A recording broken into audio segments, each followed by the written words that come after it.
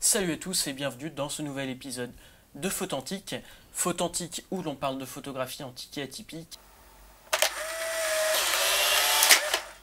Alors, après la 135 du Washi A, ici j'ai un petit choix, j'ai pas toute la série, mais j'ai le choix entre la K, la F et la Y. De toute façon, je voudrais faire les trois avant de partir en stage. Donc je sais pas encore, en sachant que j'ai choisi la V sur le stage. Je pense que la F peut être sympa pour des photos le soir, voire le matin. On va commencer, je pense, par la X-Ray. J'irai faire 2 ou 3 photos ce soir. Et puis j'en ferai d'autres. Alors j'ouvre. On se retrouve avec la Portra 400 recyclée. Décidément, c'est comme la dernière fois, il a dû avoir tout un stock de Portra 400. Et cette fois-ci, eh bien, pour du 120, je pense que je vais faire toute la série, comme ça je saurai bien l'utiliser au moment de partir en stage, avec le Super Fuji K6. Alors j'en ferai une vidéo complète plus tard. Pour l'instant, j'ai fait qu'une pellicule avec, et c'est mon meilleur appareil photo en 120. Je m'amuse beaucoup plus en fait que l'ancien Fuji que j'avais. Malheureusement, je peux pas vous en faire une vidéo parce que je l'ai vendu. J'avais un GA645 et donc je pense faire le stage avec. Donc c'est un appareil photo qui se déplie, mais à l'ancienne, des années 50. Je vous le présenterai un peu plus en détail quand je ferai la vidéo dessus. Mais en attendant, eh ben, je vais le charger. Et là, on va s'amuser. Il faut mettre le premier dans le deuxième. Bon, on retire la petite étiquette. Donc, film fluorescent. Je pense que ça donnera des trucs intéressants de nuit. Vous allez me voir bien galérer. Parce que la dernière fois, j'ai vraiment eu du mal à l'insérer correctement. Alors je sais pas si c'est les Washi, c'est du Kodak, donc je suppose que c'est plutôt moi qui ai du mal avec ce boîtier.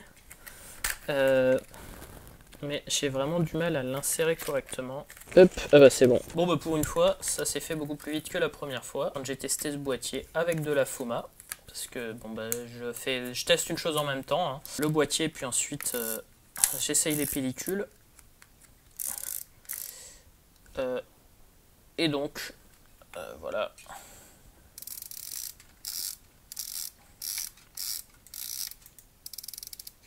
Si mes souvenirs sont bons, il faut que la flèche elle soit au niveau du trait ici.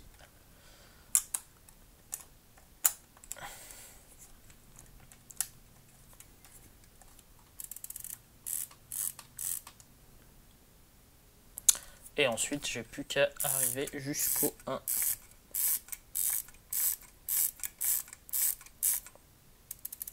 Et voilà.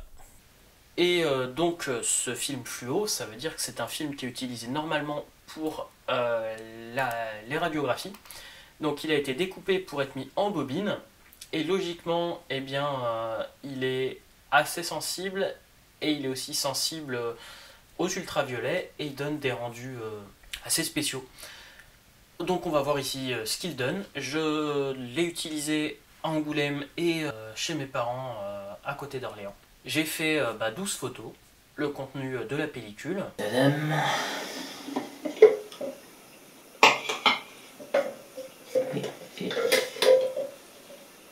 Voilà.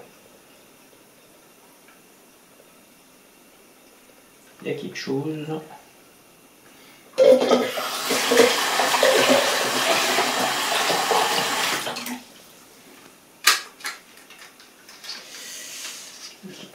Et c'est bon. J'ai eu peur, mais ça passe. J'ai désespérément des soucis d'espacement, même en faisant attention avec ce boîtier.